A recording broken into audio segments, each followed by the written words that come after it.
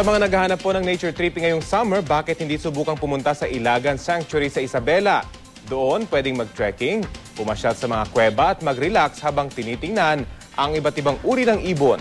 Balitang hatid ni Maria Bulaklak Ausente. Mula sa Ilagan proper, tatahakin ang 15 kilometrong daan patungo sa ipinagmamalaking Ilagan Sanctuary. 50 pesos ang entrance fee. May birds viewing site, mini zoo, at mga kuweba.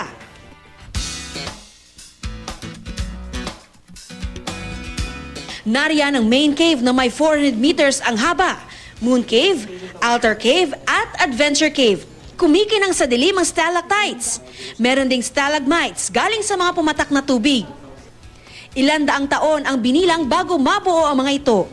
Napakahalaga po ma'am na hindi natin hawakan yung buhay ng stalactite kasi para ma-preserve po natin yung kagandahan niya o yung kinang niya. Pwede ring mag-trekking. Exercise na makakakita pa ng magagandang tanawin.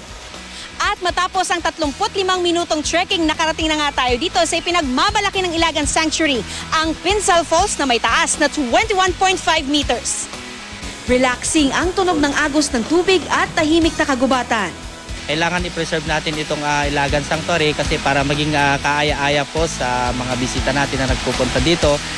Siyempre may swimming pool dito, pero di tulad ng nakasanayan, tubig na dumadaloy mula sa bukal ng Imusok at sa Pinsal Falls ang paliliguan. Ayon sa mga nangangalaga rito, malinis at ligtas itong paliguan dahil araw-araw pinapalitan ang naipong tubig. Mula sa Ilagan, Isabela, Maria Bulaklak Ausente, GMA News.